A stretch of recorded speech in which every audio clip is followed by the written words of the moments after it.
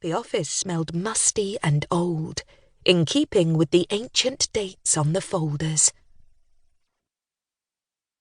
Balanced on the edge of Mr. Knight's desk was the ringing telephone.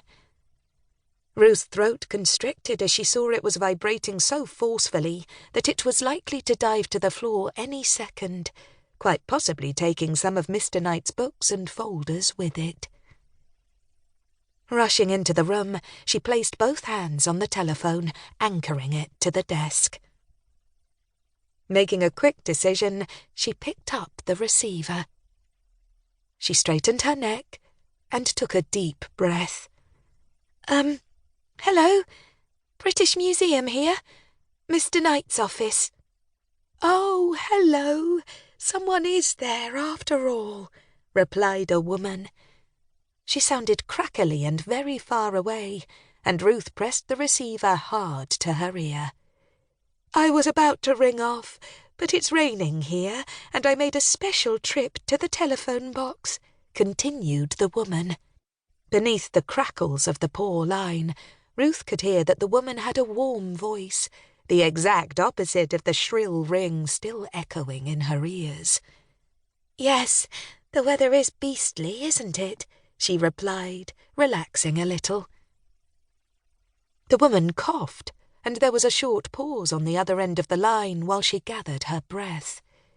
Yes, beastly is a good word for it, particularly here in the Cambridgeshire fens, she croaked. Right, well, I was calling to see if Mr. Knight had read my letter. Ruth chewed on her bottom lip, realising that she hadn't thought this through. She had been so intent on stopping the telephone from ringing, she hadn't considered that the person on the end of the line might want to ask her a question. Your letter, repeated Ruth with a frown, casting her eyes around the chaotic room and the jumble of papers, files, and books. I sent it 2 weeks ago. It's really quite urgent, said the woman. There was another pause. Ruth could hear the steady thrum of rain against the telephone box the woman was calling from. I've been watching for the post every day, but got no reply. I wonder if the letter is lost. Ruth detected a wheeze in the woman's voice. The sound of the rain intensified, and she felt a bolt of sympathy. She cast her eyes around the office again. There didn't seem to be a tray for correspondence, or anything resembling a filing system at all.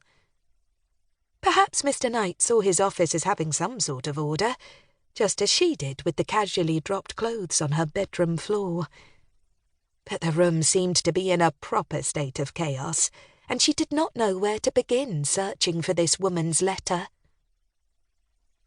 I'm afraid I don't know anything about a letter.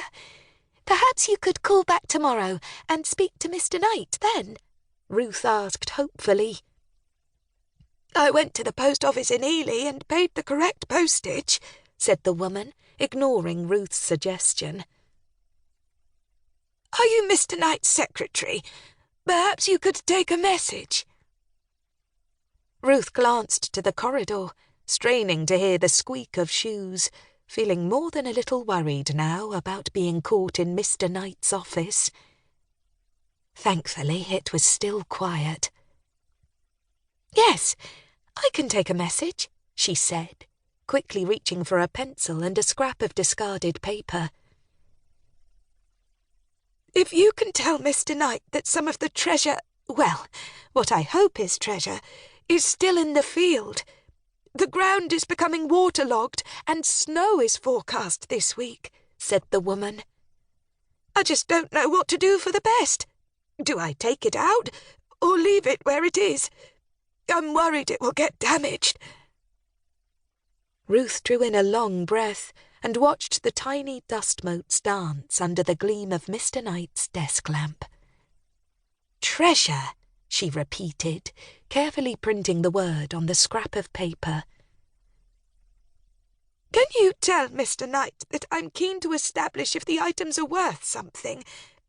I've remembered his name from the wireless.